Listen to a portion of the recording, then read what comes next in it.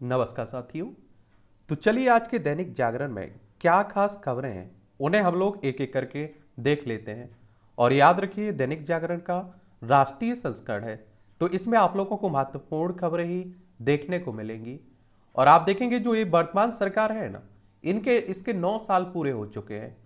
क्योंकि आपने देखा होगा कि 2014 में पहली बार मोदी साहब प्रधानमंत्री बने थे। फिर 2019 में आपके लोकसभा चुनाव होते हैं, उसमें भी आप देखते हैं कि प्रधानमंत्री यानी कि बीजेपी को बहुमत मिलता है और प्रधानमंत्री के रूप में नरेंद्र मोदी साहब फिर से बनते हैं। धन से लेकर धान्य तक सुखद तस्वीर। नए वित्त वर्ष की शुरुआत से ही देश में धन से लेकर धान्य तक सुखद तस्वीर सामने आई है। अप्रैल में अच्छी अच्छी आर्थिक तस्वीर के बाद मई माह में मैन्युफैक्चरिंग में तेजी और खाद्य भंडारण में उछाल ने आर्थिकी को मजबूती प्रदान की है। और आप देखेंगे कि चालू वित्त वर्ष 2023-24 के विकास दर अनुमान की विभिन्न एजेंसियां बढ़ा सकती हैं। और अभी चालू वित्त वर्ष में विकास दर 6.5% रहने का अनुमान लगाया जा रहा है। ठीक है। और 1.57 लाख करोड़ रुपए का जीएसटी संग्रह हुआ है मई माह में। 10% की बढ़ोतरी दर्ज की गई है पेट्रोल और डीजल बिक्री में। 15% की बढ़ोतरी इस अवधि में कारों की बिक्री में हुई है। और जीएसटी आपको मालूम होगा कब आया था? 2017 में आया था ये। ठीक है। और आप देखिए सीजीएसटी, ये आप देखिए 28,411। एसजीएसटी आप देखिए 35,828। और आप देखिए आईजीएसटी आपका 81,300 कितना 63 आपको देखने को मिलेगा। और आप देखिए अन्न भंडार 5.75 करोड़ टन से ज्यादा है। और गेहूं की खरीद मात्रा टन में है। पंजाब में आप देखते हैं सबसे 121.27, मध्य प्रदेश में 70.98, हरियाणा में आप देखिए 63.17, फिर राजस्थान, फिर उत्तर प्रदेश का नंबर आता है। और आप देखते हैं कि पंजाब में होता ही है सबसे ज़्यादा। आप देखते हैं गेहूं आपको देखने को वहाँ में देखने को मिलता है। भारत और नेपाल रिश्ते को देंगे हिमालय की ऊंचाई, मोदी साहब कह रहे हैं। और द्विपक्षीय शिखर वार्ता हुई है। मोदी बोले कि साझेदारी सुपरहिट बनाने के लिए हमने के लिए कई अहम निर्णय। और प्रधानमंत्री ने की नेपाली समकक्ष प्रचंड के साथ बातचीत और 7 समझौते पर बनी है सहमति। नेपाल में भारत लगाएगा उर्वरक प्लांट, 10,000 मेगावाट बिजली खरीदेगा। और प्रचंड ने मोदी के कार्यकाल में भारत की आर्थिक परिदृश्य में आए बदलाव को सराहा है। और इन 6 परियोजनाओं की वर्चुअली शुरुआत भी हुई है। बहराइच की रूपी डीहा और नेपाल के नेपालगंज में एकीकृत चेक पोस्ट का शुभारंभ किया गया। बिहार के वतनहा से नेपाल कस्टम यार्ड के लिए एक मालवाहक रेलगाड़ी को हरी झंडी दिखाई गई।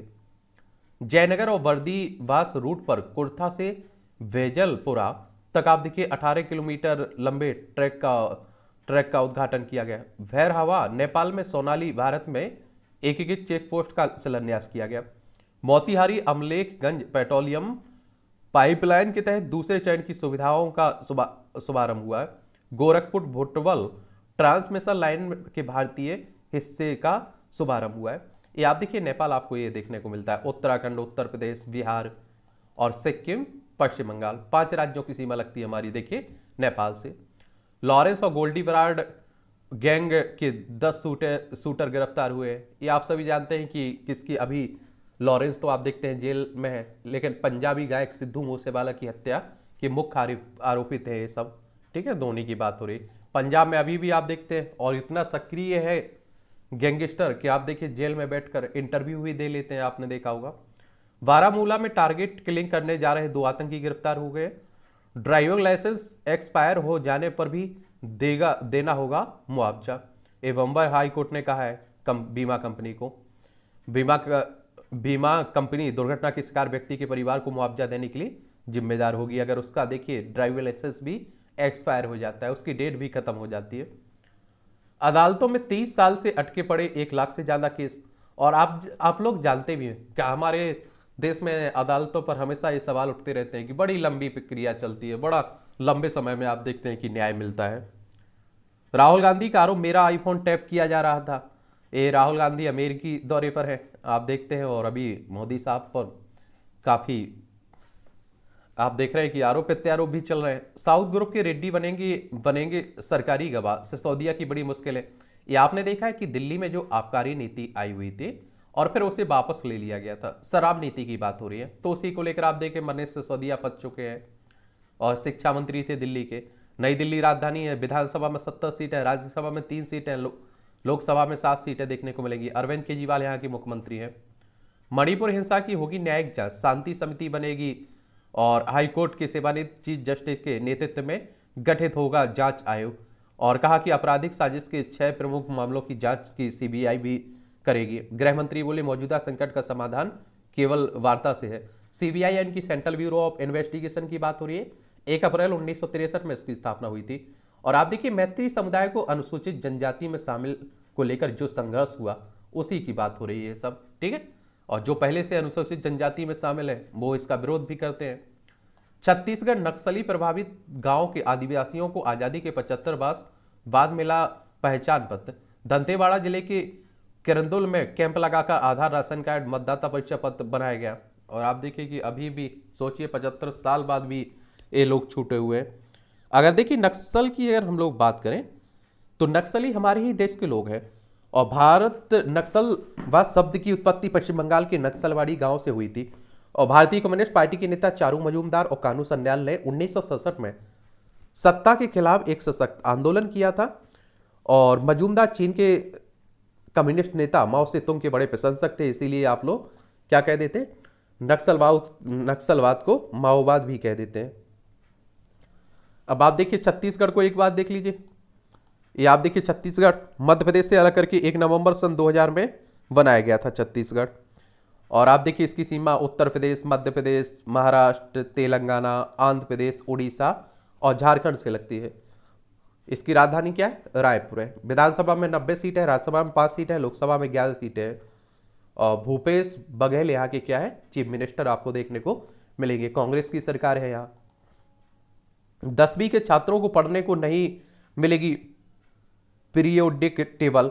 ए पाठ्यक्रम में यह बदलाव पिछले शैक्षणिक सत्र में ही किया गया है, जिसे डिजिटल किताबों में तुरंत लागू कर दिया गया है। और एनसीईआरटी ने 10वीं की विज्ञान विषय की नई पुस्तक से पूरी पाठ को हटाया। कहा छात्रों पर पढ़ाई का बोझ कम करने के लिए पाठ्यक्रम को किया गया छोटा। एक बात आप लोगों ने देखा होगा कि जो हमारी एनसीईआरटी संस्था है इसके द्वारा बहुत सारी आप देखते हैं कि चैप्टर हटाए जा रहे हैं, कटौती की जा रही है, आप देख रहे हैं। तो इसकी स्थापना कब हुई थी, 1961 में। और इसे आप लोग राष्ट्रीय शैक्षणिक अनुसंधान और प्रशिक्षण परिषद कहते हैं। भारत सरकार का एक स्वायत्त संगठन है और इसका हेडक्वार्टर नई दिल्ली में आपको देखने को मिलेगा। यहाँ आप लोगों को बता दूं कि जो आप लोगों को एनसीईआरटी की किताबें पढ़नी है वो पुरानी पढ़नी है। यानी कि आप देखिए कोरोना के बाद जो कटौती हो रही है ना, इन्हें तो आप लोगों को पढ़ना ही नहीं है, मत पढ़िएगा, क्योंकि आप देखेंगे इसमें बहुत सारे चैप्टर हटाने की बात हो रही है। तो उन्हीं किताबों को आप लोग फॉलो करिए, क्योंकि आप सिविल सर्विस की तैयारी करने वाले हैं, स्टेट पीसीएस की तैयारी करने वाले हैं, तो आपको तो विस्तार से ही पढ़ना होगा। अब आप देखिए ये दिल्ली से जुड़ी खबरें, आप देखिए राष्ट्रीय राजधानी है ना दिल्ली, तो उसी की बात हो रही है। आबकारी नीति इतनी अच्छी थी तो उसे वापस क्यों लिया गया है, ये हाईकोर्ट कह रहा है, देखिए। और ईडी की चार्जशीट पूरी तरह फर्जी व झूठ का बुलंदा है, ये आम आदमी पार्टी लगा रही है आरोप। ईडी यानी कि इन्फोर्समेंट डायरेक्टरेट की बात हो रही है, प्रवर्तन निदेशालय की बात हो रही है। और इसकी स्थापना कब हुई थी, 1 मई 1956 में। नई दिल्ली में आप लोगों को हेडक्वार्टर इसका देखने को मिल जाएगा, ठीक है। तो ये भी आप लोग याद रखिएगा।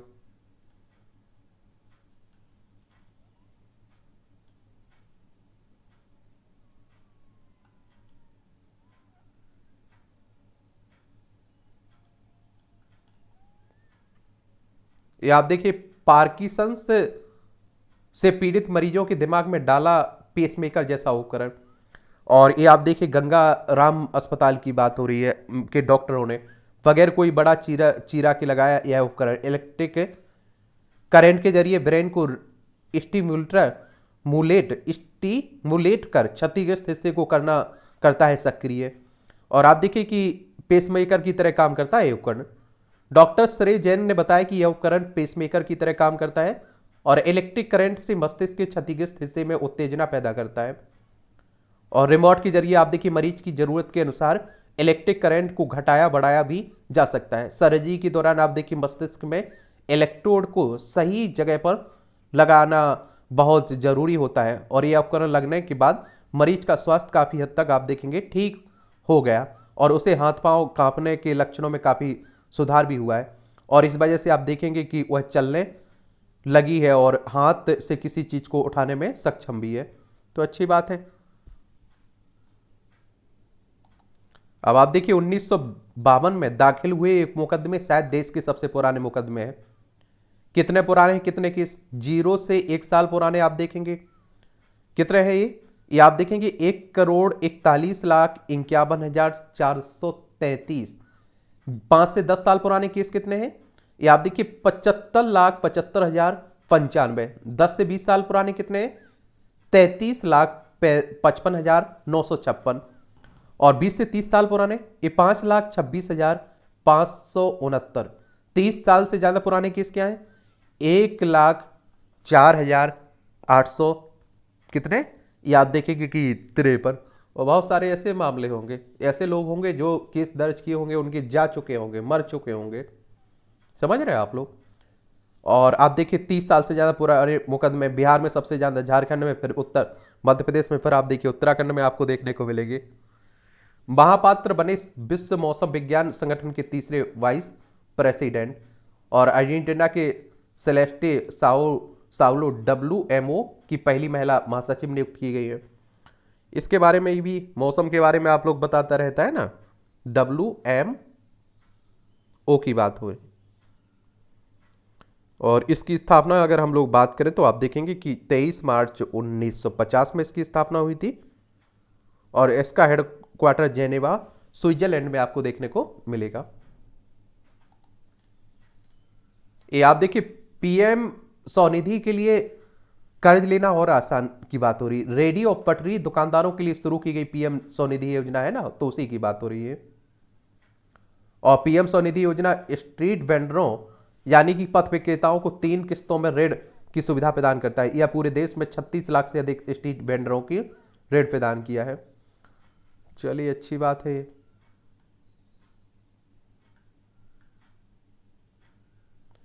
अमेरिकी राजदूत गारसेटी ने किया भाजपा अध्यक्ष नड्डा से मुलाकातें।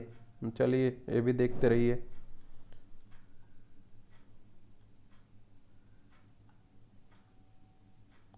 प्रतिशत गांव में जांची गई पानी की गुणवत्ता। गजेंद्र शेखावत ने जारी की स्वच्छ जल से सुरक्षा अभियान की प्रगति रिपोर्ट। और 74% गांव में आप देखेंगे जीवाणु संबंधी मापदंडों पर किया है पानी का परीक्षण। और आप देखते हैं हमारे कई देश में कई ऐसे हैं जहाँ पीने के लिए पानी शुद्ध मिलता ही नहीं है, गंदा पानी पीने पर आप देखते हैं कि मजबूर रहते हैं। अगले साल होने वाले चुनाव में जीतेगी भाजपा, गडकरी साहब कह रहे हैं। किसानों को साहूकारों के चंगुल से बचाएगा पैक्स।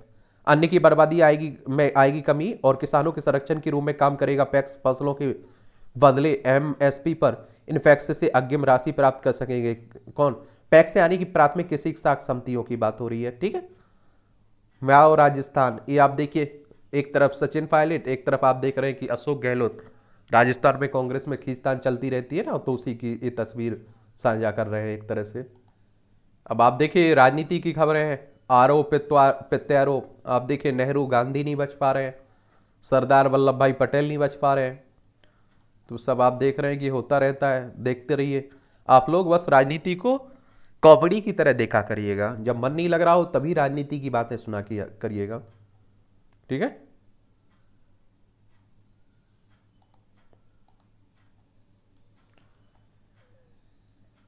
ये आप देखेंगे 900 किलोमीटर मारक क्षमता वाली मिसाइल अग्नि का एक परीक्षण हुआ है।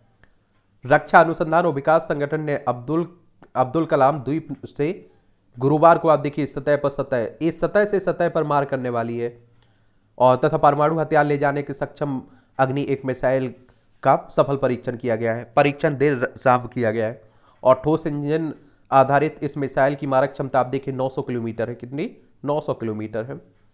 और देश में ही निर्मित 15 मीटर लंबी तथा 12 टन वजन के यह प्रक्षेपास्त्र 1000 किलोग्राम भार के परमाणु आयुध ले जाने में सक्षम है। ये आप लोग जरूर याद रखिएगा। यहाँ DRDO की बात अगर हम लोग कर लें तो defence research and development organisation की बात हो रही है। 1958 में इसकी स्थापना हुई थी। नई दिल्ली में आप लोगों को हेडक्वार्टर देखने को मिल जाएगा इसका।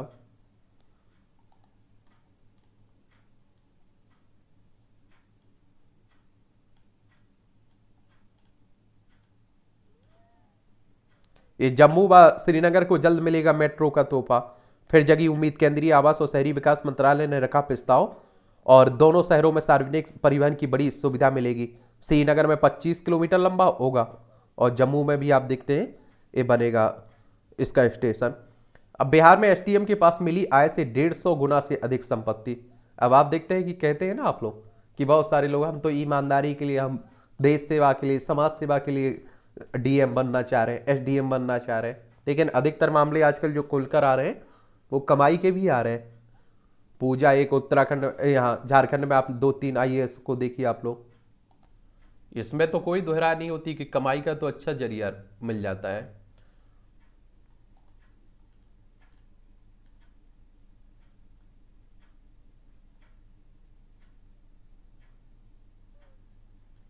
आजकल आप देख रहे हैं कि धर्मांतरण भी काफी चर्चा में बना हुआ है। एक बात आप लोग याद रखिएगा, अगर आप लोगों से धर्मांतरण की बात की जाए, संविधान का अगर आप लोग भाग 3 पढ़े ना, तो उसमें आप देखिए मौलिक अधिकार दिए गए हैं। और धार्मिक स्वतंत्रता का अधिकार पढ़े, आर्टिकल 25 पढ़े, अनुच्छेद 25, तो इसमें आप देखिए आप किसी भी धर्म को मान सकते हैं, लेकिन वो जबरदस्ती नहीं होना चाहिए, फरेब तरीके से नहीं होने चाहिए, धोखे से नहीं होने चाहिए, लालच में नहीं होने चाहिए। बना आप देखिए हमारे पहले कानून मंत्री और संविधान के पिता, संविधान के जनक भीमराव अम्बेडकर साहब ने भी बौद्ध धर्म बनाया था, ठीक है। और आपने देखा होगा जब ये सरकार एक कानून ला रही है तो इसमें एक आप लोग देखते होंगे एक शब्द लिखा रहता है, जबरन धर्म परिवर्तन अगर कहीं करवाया जाता है तो उस पर यह कानून लागू होगा। यह माननीय पंजाब दिल्ली में Z+ सुरक्षा लेने से किया इनकार, केंद्रीय गृह मंत्रालय को पत्र भेजकर जानकारी दी, कहा 2 राज्यों को छोड़कर और जगह ने सुरक्षा। खुफिया एजेंसियों की रिपोर्ट पर केंद्र सरकार ने पिछले हफ्ते सुरक्षा देने का किया था फैसला। और पंजाब के मुख्यमंत्री हैं भगवंत मान, याद रखिएगा।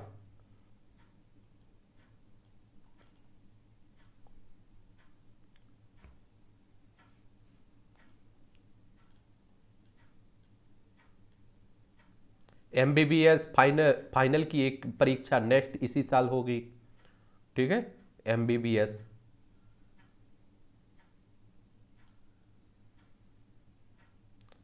ये आप देखिए 2000 के नोट पर हाईकोर्ट के आदेश के खिलाफ तत्काल सुप्रीम सुनवाई नहीं है। सुप्रीम कोर्ट में आप देखते हैं ये काम गया है, ये जो 2000 का नोट वापसी लेने की बात हो रही है ना, उसी का मामला। और सुप्रीम कोर्ट की बात करें तो सर्वोच्च अदालत है, ये आप सभी जानते हैं कि हमारी क्या है, सर्वोच्च अदालत है। संविधान के अनुच्छेद 124 के तहत इसकी स्थापना की बात की गई। 28 जनवरी 1950 में इसकी स्थापना हुई थी। इसमें जो न्यायाधीश रहते हैं उनकी सेवानिवृत्ति की उम्र 65 साल देखने को मिलेगी।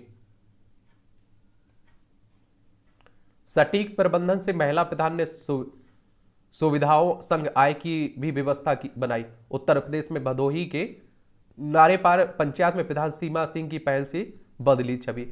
इस तरह के आप देखिए कई सरपंच आपको देखने को मिलेंगे, लेकिन अधिकतर सरपंच किस तरह के होते हैं, किस तरह से अपना पेट भरते हैं, आप सभी जानते हैं। और मैं हमेशा बोला हूं आप लोगों से, अगर आपका प्रतिनिधि ईमानदार है तो आपके क्षेत्र की 80 से 90% समस्याएं वो खत्म कर सकता है, करवा सकता है। लेकिन अधिकतर अपनी ही समस्याएं खत्म कर ले, तभी आगे आप लोगों को देखभाल कर पाएंगे।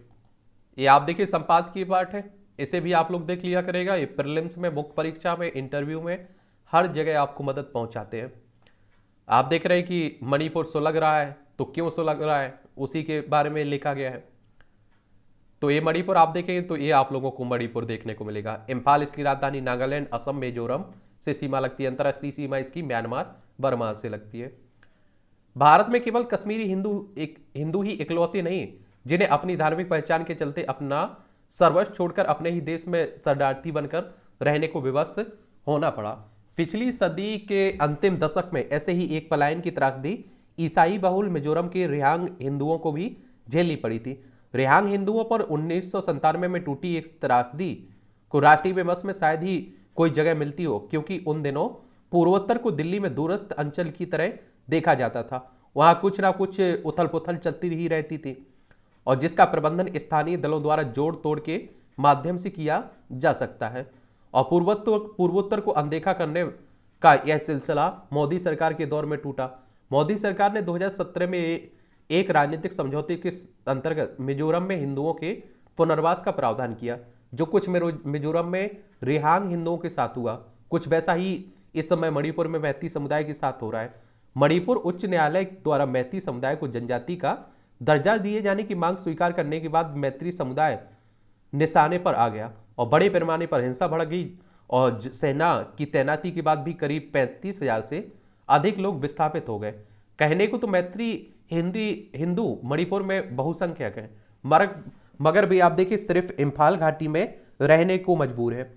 ऐसा इसलिए क्योंकि उन पर उनके ही प्रदेश के पर्वतीय क्षेत्रों में संपत्ति खरीदने और खेती करने आदि पर कानूनी रोक है और इन पहाड़ी इलाकों में ईसाई वंशों के कुकी और नागा रहते हैं। यानी कि मैती अपने ही राज्य में वैसी स्थिति में से जूझ रहा है जैसी स्थिति में जम्मू कश्मीर में एक समय अनुच्छेद 370 के कारण बनी हुई थी। और मणिपुर में आप देखिए 53% जनसंख्या वाला मैत्री हिंदू समुदाय अपने प्रदेश के मात्र 8% भूभाग में रहने को अभी शब्द है। और आप देखिए जबकि कुकी या नगा समुदाय के इम्फाल घाटी में बसने पर कोई कानूनी बंदिश नहीं है। और स्पष्ट है कि स्वतंत्र भारत में शासन व्यवस्था उसी अनकहे सिद्धांत पर आधारित रही है कि हिंदू चाहे बहुसंख्यक हो या अल्पसंख्यक हो, शांति बनाए रखने के लिए सारे बलिदान उन्हें ही करने होते हैं। और इसके ही परिणाम स्वरूप कुकी और नागा समुदाय को तो जनजाति का दर्जा दिया गया है, लेकिन मैती हिंदू समुदाय को जनजाति होने पर भी जनजाति का दर्जा नहीं मिला है। यह तो भारत के भाग्य विधाता ही बता सकते हैं कि ऐसा क्यों किया गया। और जिस इम्फाल घाटी तक मैती समुदाय सीमित है वह लगभग 7,000 वर्ग मील में फैली हुई है, जबकि मणिपुर राज्य का भाग रही काबू घाटी 7,000 वर्ग मील में हुआ करती थी। और ब्रिटिशकालीन नक्शों से इसकी पुष्टि होती है। और अपने सामरिक हितों की पूर्ति के लिए ईस्ट इंडिया कंपनी ने यह पूरा क्षेत्र 1834 में बर्मा को पट्टे पर दे दिया था। इससे जुड़ी संधि में लिखा गया कि इस हस्तांतरण के बदले कंपनी प्रतिवर्ष मणिपुर राज्य को एक धनराशि देगी, जो तभी बंद की जा सकेगी यदि काबू घाटी फिर मणिपुर के पास वापस आ जाती है। अर्थात इस घाटी का मूल स्वामी मणिपुर है और इस घाटी को बर्मा से वापस भी ले सकता है। और इस तथ्य को ब्रिटिश राज भी स्वीकार करता रहा है। और मणिपुर के भारत गणराज्य में विलय होने पर स्वाभाविक रूप से यह अधिकतर भारत के पास आ गया। लेकिन 1954 में नेहरू सरकार ने बर्मा से मैत्री की खातिर इस घाटी पर भारतीय दावा छोड़ दिया और इस कारण इन घाटियों में रहने आए मैती हिंदू सीमित क्षेत्र में रहने को विवश कर दिए गए और पहाड़ी और आप देखिए वन क्षेत्रों को एक ही मतांतरित समुदाय के हवाले कर देने और उन्हें तमाम संवैधानिक विशेषाधिकार देने का परिणाम यह हुआ कि इन क्षेत्रों में सरकारी हस्तक्षेप और निगरानी शिथिल पड़ गई। और इसके चलते मणिपुर के ईसाई बहुल क्षेत्र पूर्वोत्तर के विभिन्न हाशियाबंद आतंकी संगठनों, अफीम की खेती करने वालों और म्यांमार से आने वाले अवैध प्रवासियों से भरते गए। मौजूदा हिंसा की चिंगारी के मूल केवल अदालती फैसला ही नहीं है, बल्कि राज्य में बीरेंद्र सिंह सरकार की शक्ति भी है। बीरेंद्र सिंह सरकार ने इन पर्वतीय क्षेत्रों में अवैध प्रवासियों द्वारा वन भूमि पर किए गए अवैध कब्जे पर कार्रवाई और अफीम की खेती पर शिकंजा भी कसा है। पूर्वोत्तर के आतंकी संगठनों को इनसे ही खाद पानी मिलता रहा है और उनके द्वारा ही अंतर्राष्ट्रीय तस्कर नेटवर्क संचालित होता आया है। मौजूदा हिंसा में कुकी समुदाय भी निशाना बना है और लेकिन हिंसक प्रदर्शन की शुरुआत भी इसी वर्ग के लोगों द्वारा की गई है, जबकि अदालती फैसले के विरोध के लिए अन्य शांतिपूर्ण आप देखेंगे विकल्प भी अपनाए जा सकते हैं थे। और दरअसल यह मामला इसकी मिसाल भी है कि अब अब्राहमिक इक्केश्वरवाद राजनीतिक सोच को किस तरह अपने समुदाय तक सीमित कर देता है। इसका जीवंत उदाहरण यह है कि राज्य के सभी कुकी विधायक चाहे वे जिस भी पार्टी के हो अब मणिपुर से अलग राज्य की मांग भी कर रहे हैं, वह भी तब जब राज्य में उनका ही एकाधिकार है। उनके उलट प्राचीन भारतीय सभ्यता को भी सहेज कर रखने वाले मैत्री समुदाय है जो अपने ही आप देखिए क्षेत्र में हाशिए पर पहुंचाए जाने के बावजूद मणिपुर को बांटने के विरुद्ध है, क्योंकि यह वर्ग इस भूमि से भावनात्मक रूप से भी जुड़ा हुआ है। इस पूरे विवाद के बीच चर्च अपनी रोटियां सेकने में लगा हुआ है। ईसाई एकता के नाम पर नगालिम चर्च ने कुकी समुदाय के पक्ष में बयान जारी किया। मिजोरम के ईसाई नेता मणिपुर के विभाजन के जरिए ग्रेट मिजोरम के सपने को पुनर्जीवित करने में लगे हुए और इसमें ईसाई बहुल में जो कुकी चिन्ह क्षेत्र शामिल होंगे जिसमें एक बेहतर ईसाई प्रदेश स्थापित किया जा सके। और इसलिए म्यांमार से चीन जनजाति की भी मणिपुर में घुसपैठ कराई जा रही है ताकि जनसांख्यिकीय परिवर्तन हो सके। ऐसे में मणिपुर में हिंसा और अवैध घुसपैठ को सख्ती से काबू में करना बहुत आवश्यक है, अन्यथा पूर्वोत्तर के विभिन्न अलगाववादी समूहों से केंद्र सरकार द्वारा किए गए समझौते पर भी खतरा मंडरा सकता है, क्योंकि ये समूह एक बार फिर से नई मांगें उठाकर हिंसा को बढ़ावा दे सकते हैं। ये लेखक है काउंसिल ऑफ स्ट्रेटेजिक अफेयर्स से संबद्ध सामरिक विश्लेषक है, इनके द्वारा ये आर्टिकल लिखा गया है। ये विकसित राष्ट्र बनने की राह पर देश, इससे इनकार नहीं किया जा सकता है कि अमृतकाल की समाप्ति तक भारत एक विकसित देश होगा। चलिए, ये तेजी से बदलती प्रौद्योगिकी ने यह सिद्ध कर दिया कि नवाचार और अनुसंधान ही विकास का महत्वपूर्ण विकल्प है, और नवाचार और अनुसंधान ही यह तय करेंगे कि 21वीं सदी किसकी होगी।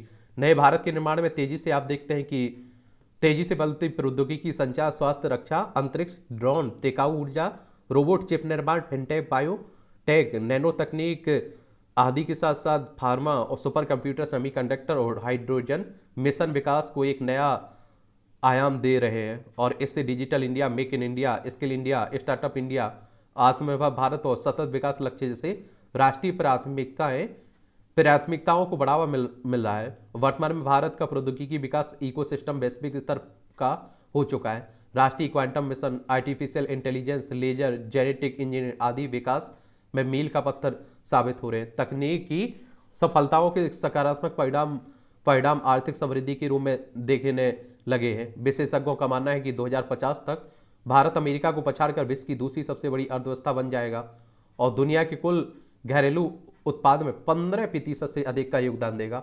और अमृतकाल की समाप्ति तक आप देखिए भारत के एक विकसित देश बनने की संभावना है। इसकी झलक वित्तीय सेवाएं देने वाली कंपनी मॉर्गन स्टैनले की ताजा रपट भी कह रही है। वही विज्ञान एवं तकनीक की विकास की रिपोर्ट के अनुसार भारत दुनिया में प्रौद्योगिकी लेनदेन के लिए सबसे आकर्षक निवेश स्थलों में से तीसरे स्थान पर है।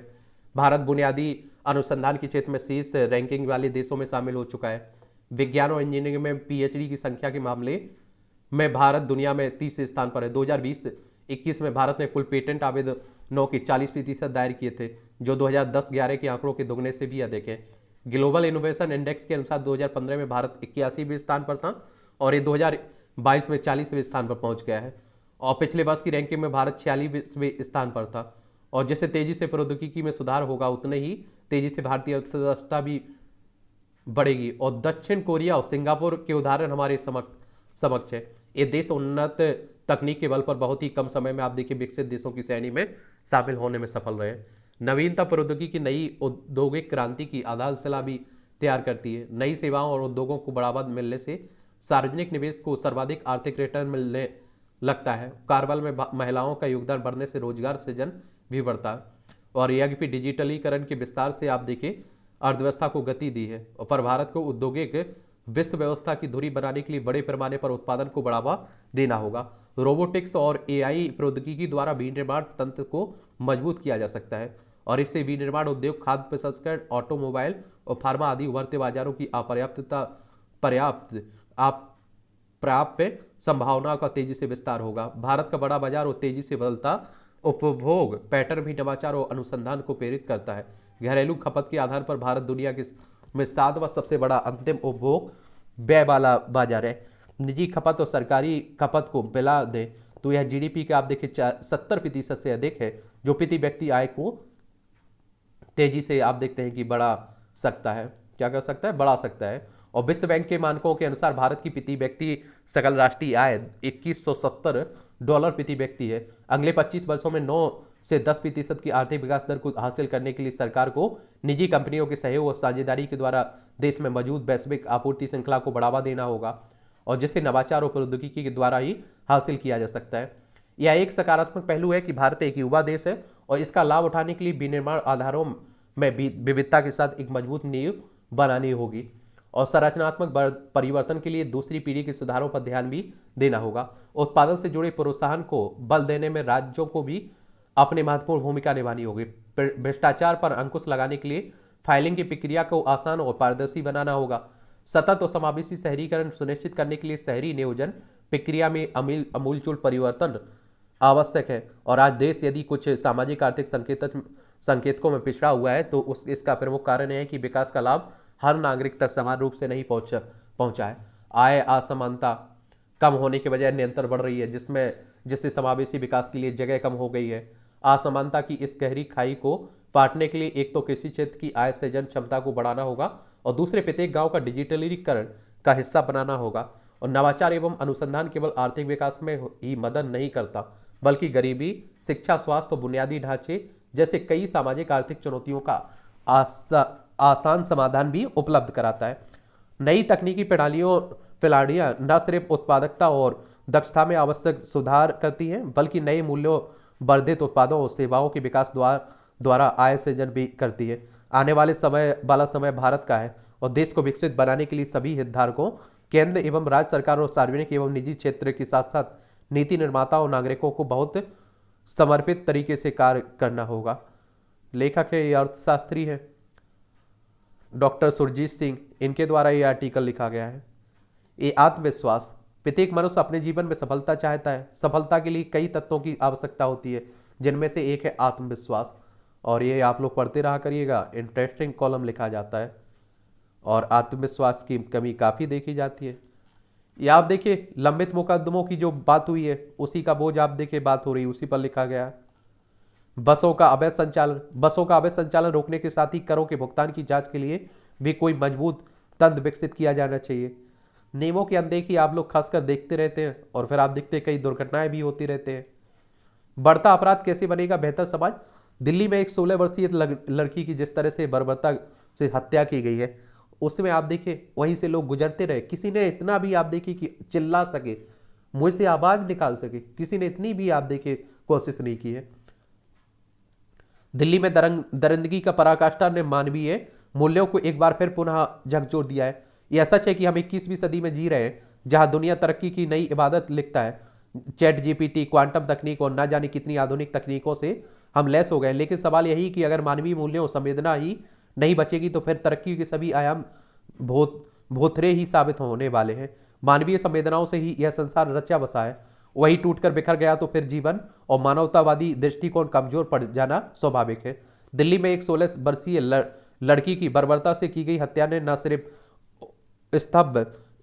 स्तब्ध किया है, बल्कि समाज को भी यह ना दिखाया कि कैसे हम जड़ता की ओर कूच कर रहे हैं। ऐसे में हत्यारों का कोई आपराधिक रिकॉर्ड था या नहीं, यह जांच का विषय है। लेकिन यह घटना दिखा रही है कि उसके भीतर कानून का कोई खौफ नहीं था और समाज मशीनीकरण की दिशा में तेजी से बढ़ रहा है, जहां मूल्यों और संवेदनाओं का कोई स्थान नहीं है। सोचिए हमारा समाज कितना निर्दयी बर्बरता हो जा रहा है कि एक मासूम लड़की पर 20 बार चाकू से वार किया गया, इसके बाद भी दरिंदे का मन नहीं भरा तो मरी हुई साक्षी को पत्थर से कुचल डाला।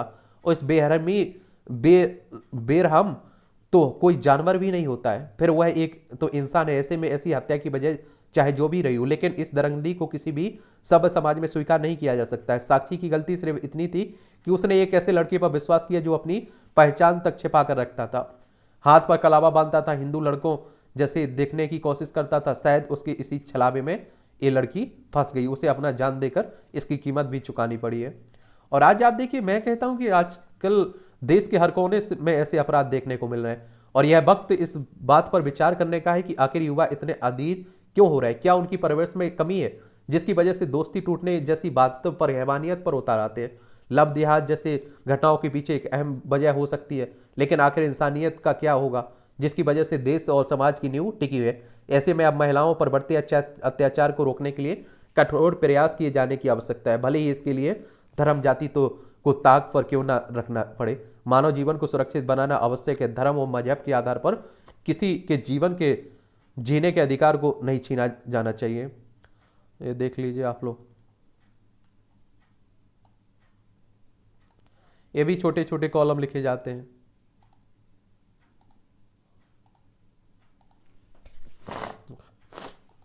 ये आप लोग जानते होंगे कि अभी भी आप देखिए ग्रामीण इलाकों में जाइए, देखा है ये कई बार कि अगर आप सोचिए कुएं में अगर गाय गिर जाए, कोई जानवर गिर जाए धोखे से, तो पूरा गांव मिलकर आप देखते हैं उसकी मदद करता है। यहाँ मैं देख रहा हूँ कि वीडियो जारी हुआ था कि लोग बगल से निकलते जा रहे हैं, इंतजार कर रहे हैं कि कब मार दे उसके बाद हम निकले।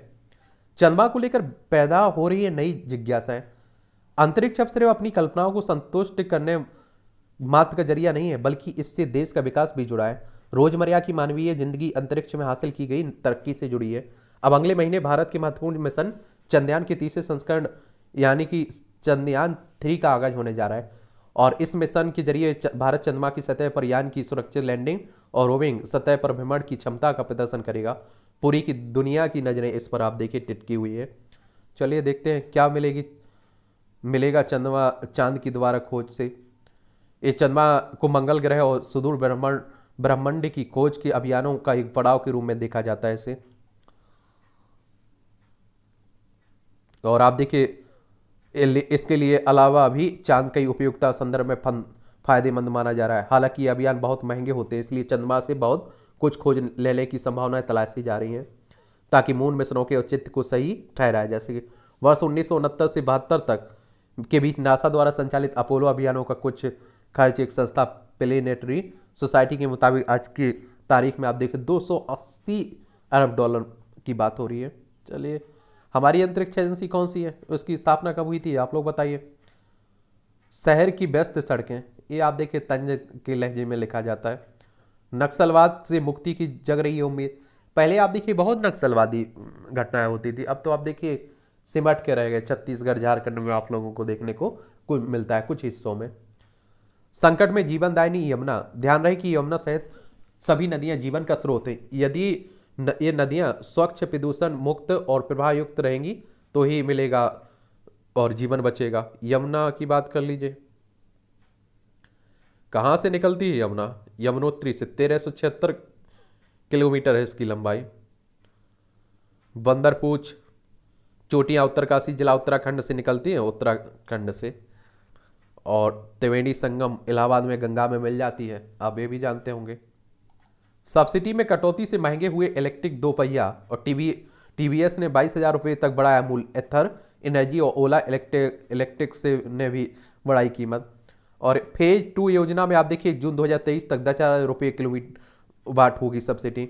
और आप देखिए इलेक्ट्रिक दोपहिया पर मिलने वाली अधिकतम सब्सिडी की भी 40% से 15 घटकर 15% रह गई है। एक आप देखते हैं सब्सिडी कहने का मतलब होता है कि आप देखिए उस पर छूट मिल जाती है ना, कुछ हमारी तरफ से आपको फायदा मिलेगा, तो उसी की बात होती है। ठीक है, हवाई किराए पर नकल जरूरी है, बढ़ते हवाई किराए की बात हो रही है।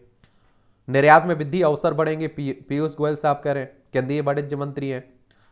यूरोप में महंगाई दर घटकर 6.1% आई है। सैमसंग भारत में OLED टीवी का उत्पादन करेगी। अदानी ट्रांसमिशन को निगरानी प्रणाली से हटाया। 50 सबसे मूल्यवान भारतीय ब्रांडों में TCS शीर्ष पर है, टॉप पर। एक दशक में 7.8% की औसत वृद्धि दर संभव है। और बड़े आर्थिक सुधारों को लेकर भी आम सहमति का निर्माण करना। पेंशन व बीमा फंड से ज्यादा धन बाजार में निवेश की छूट की बात हो रही है। एडा ने बीमा बाहकों के लिए मसौदा जारी किया है, पंचायत स्तर पर बीमा वितरण की एक ढांचा तैयार करने के लिए। 17 महीनों में सबसे सस्ती दर पर खरीदा है क्रूड ऑयल। लेकिन आप देखिए हमारे यहाँ उसका फर्क नहीं पड़ता है। अंतर्राष्ट्रीय मार्केट में कच्चा तेल कितना भी सस्ता मिल जाए, हमारे यहाँ आप देखते होंगे महंगा ही देखने को मिलता है। ये विधि आयोग की राय, राजद्रोह से संबंधित कानून को बरकरार रखने की जरूरत है। 22वें आप देखिए विधि आयोग के चेयरमैन ने कानूनी मंत्री अर्जुन राम मेघवाल को सौंपी रिपोर्ट। कहा दुरुपयोग औपनिवेशिक ये हिरासत नहीं हो सकते हैं निरस्त्रीकरण। ये आप देखेंगे जो भारतीय दंड संहिता की धारा 124 को बरकरार रखने की जरूरत की बात हो रही है। ये राजद्रोह की बात हो रही है और अंग्रेजों के समय का एक कानून है, याद रखिएगा। लेकिन अभी भी आप देख रहे हैं कि हम उसका उपयोग कर रहे हैं, उसे हटाने की बात हो रही थी, तो उसी पर विधि आयोग ने अपनी रिपोर्ट दी है। क्या दी है? रिपोर्ट दी है। और आप देखिए पहली बार विधि आयोग का गठन कब हुआ था? 1834 में हुआ था, सोचिए।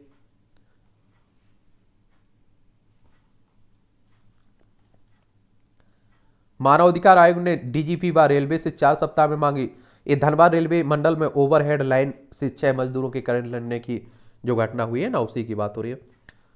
मानव अधिकार आयोग की अगर हम लोग बात करें तो इसके बारे में याद रखिए 12 अक्टूबर 1993 में इसकी स्थापना हुई थी। नई दिल्ली में हेडक्वार्टर आपको देखने को मिलेगा। ठीक है, भारत ने आतंकवाद के खिलाफ खड़े होने का किया आह्वान। ये ब्रिक्स की मंत्री स्तर की बैठक हो रही है दक्षिण अफ्रीका में, इसके बारे में भी याद रखिए, ब्रिक्स के बारे में। और ब्रिक्स का पूरा ब्राजील, रसिया, इंडिया, चाइना और साउथ अफ्रीका इसमें आप लोगों को देखने को मिलता है। अब आप लोग कहोगे कि इसकी स्थापना कब हुई थी भैया, तो आप देखेंगे कि सितंबर 2006 में, और पहला आप देखते ब्रिक्स समिट 16 जून 2009 में हुआ था इसमें, ठीक है। रात दिन के हवाई हमलों से क्यों परेशान, फिर 3 मरे। ये आप देखिए रूस और यूक्रेन के बीच युद्ध चल रहा ना, ये रूस है, ये आप देखेंगे यूक्रेन है, ये हमारा प्यारा भारत देखने को मिलेगा।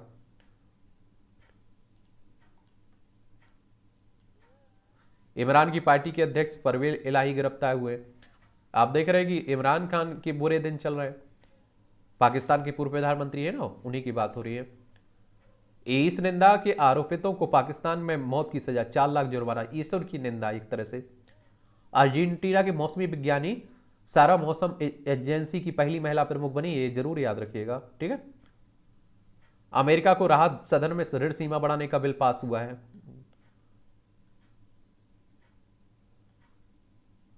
अमेरिका में भारतवंशी छात्र ने जीता यंग साइंटिस्ट अवार्ड। साध्विक को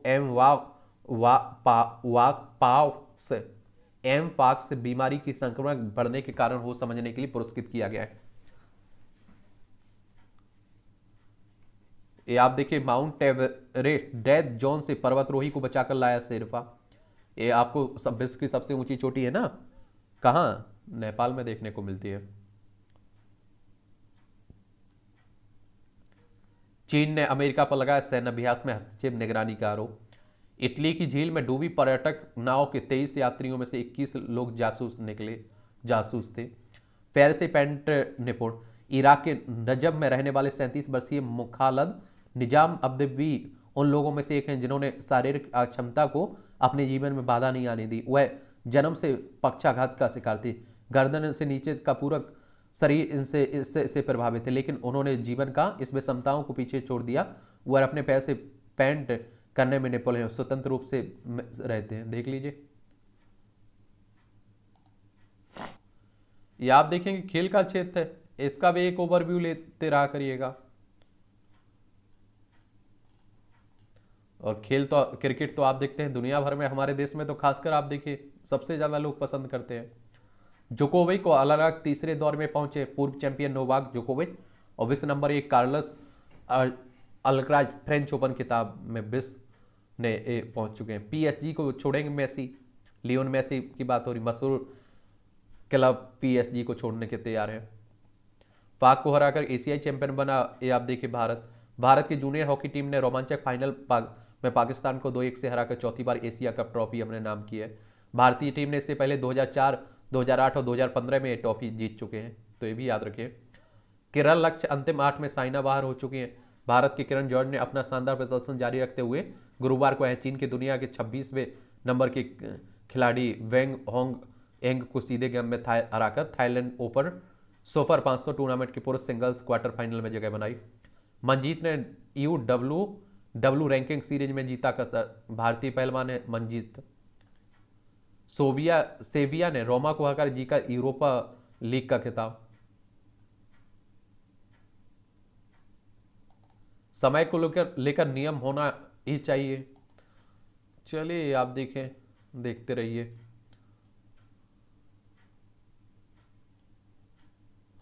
तेलंगाना में बन रहा है दुनिया का पहला 3D पेंटेड मंदिर। विश्व का पहला 3D पेंटेड हिंदू मंदिर तेलंगाना में बनाया जा रहा है। ये आप देखिए तेलंगाना, हैदराबाद इसकी राजधानी है। आंध्र प्रदेश से अलग करके बनाया गया था। इसकी सीमा छत्तीसगढ़, महाराष्ट्र, कर्नाटक, आंध्र प्रदेश से लगती है।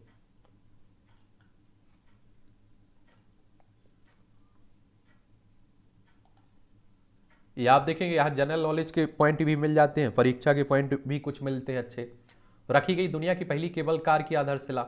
1873 में आज ही अमेरिका में दुनिया की पहली केबल कार की आधारशिला रखी गई थी। इसका आविष्कार एंड्रयू स्मिथ हार्डी ने किया था। उन्होंने खदानों में लोहे की बाल्टियों में अयस्क ले जाने के लिए इसकी स्थापना की थी। केबल कार से पहाड़ों पर यात्रा सुगम हो गई थी। लंबे संघर्ष के बाद तेलंगाना के रूप में देश को 29वां राज्य मिला था 2 जून को ही। 2014 में आज ही तेलंगाना राज्य का गठन किया गया था। 1 जुलाई 2013 को तत्कालीन संप्रग सरकार ने अलग राज्य के रूप में तेलंगाना का गठन का प्रस्ताव पारित किया था। अब अलग तेलंगाना की मांग 1968 से की जा रही थी। इसे भारत का सबसे युवा राज्य भी कहा जाता है। अभी आधार व्यवस्था में नंदन नीलेकनी ने निभाई थी अहम भूमिका। नंदन नीलेकनी का जन्म 1955 में आज ही बेंगलोर में हुआ था। IIT बॉम्बे से उच्च शिक्षा प्राप्त कर वर्ष 1978 में कैरियर का प्रारंभ पटनी कंप्यूटर सिस्टम से किया और वर्ष 1981 में इन्फोसिस की संस्थापक सदस्यों में शामिल रहे। आधार की अवधारणा के साथ 2009 में UIPI के गठन के बाद आप देखिए नीलेकनी को कैबिनेट मंत्री का दर्जा देकर इसका पहला अध्यक्ष बनाया गया। UPI को विकसित करने में भी नीलेकनी ने बहुत महत्वपूर्ण भूमिका निभाई। 2006 में पद्म पुरस्कार से भी सम्मानित किए गए थे। पद्म पुरस्कार कब शुरू हुए थे आप बताइएगा। स्तन कैंसर की स्थिति बताएगा हाइब्रिड मॉडल। NIT के शोधार्थियों ने किया तैयार और कीमोथेरेपी व जोखिम के मूल्यांकन में साबित होगा कारगर। इस तरह काम करता है मॉडल। प्रियंका ने बताया कि पहले मरीज पर का MRI रिपोर्ट लेते हैं, सॉफ्टवेयर के माध्यम से स्कैन किया जाता है। इसके बाद सिस्टम छवि का मूल्यांकन करता है और छवियों के माध्यम से ट्यूमर का आकार, कुछ रक्त मापदंडों और अन्य कारकों को वह मापता है और तत्पश्चात रोगी की कीमोथेरेपी कितना कारगर है वो बेहतर परिणाम दे सकता है, उसकी रिपोर्ट देता है। इसके बाद रेडियोलॉजिस्ट व विशेषज्ञों से प्रमाणित किया जाता है। चलिए अब देखिए नई नई खोजें हो चुकी हैं। आप देखते हैं पहले ऐसा माना जाता था कि किसी को कैंसर हो गया तो आप देखिए उसकी जिंदगी खत्म है, लेकिन अब आप देखते हैं सब बदल जा रहा है। दिल का दौरा पड़ने के बाद सोचने समझने की क्षमता पर पड़ता है असर और आजकल दिल के दौरे बहुत भी पड़ रहे हैं। नाजी जर्मनी द्वारा लूटी गई मूल्यवान पेंटिंग पोलैंड को लौटाई गई है। ये देखिए जापान ने से गुरुवार को 16वीं शताब्दी के Italian painting Madonna with child Poland भेज दी गई है। ठीक है, तो सबसे मूल्यवान है और आप देखिए 1939-45 के बीच पोलैंड पर कब्जा करने के दौरान लूट लिया गया था इसे। पोल पर आलू विखेर का ड्राइवर ने जताया विरोध। डेनमार्क के एक ट्रक ड्राइवर ने कोपेन है। चलिए विरोध करने का अपना अपना तरीका है और ये भी देखते रहा करिएगा।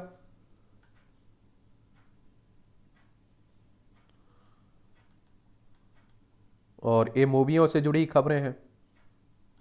इस तरह से आप देखेंगे कि आज के न्यूज़पेपर की कहानी खत्म होती है। आप लोग पढ़ते रहिए, एंजॉय करते रहिए। आपका कोई सवाल हो मेरे लिए, सुझाव हो तो आप लोग जरूर भेजिए। मेरी शुभकामनाएं हैं आप लोगों के साथ। आप मेहनत करते रहिए बस।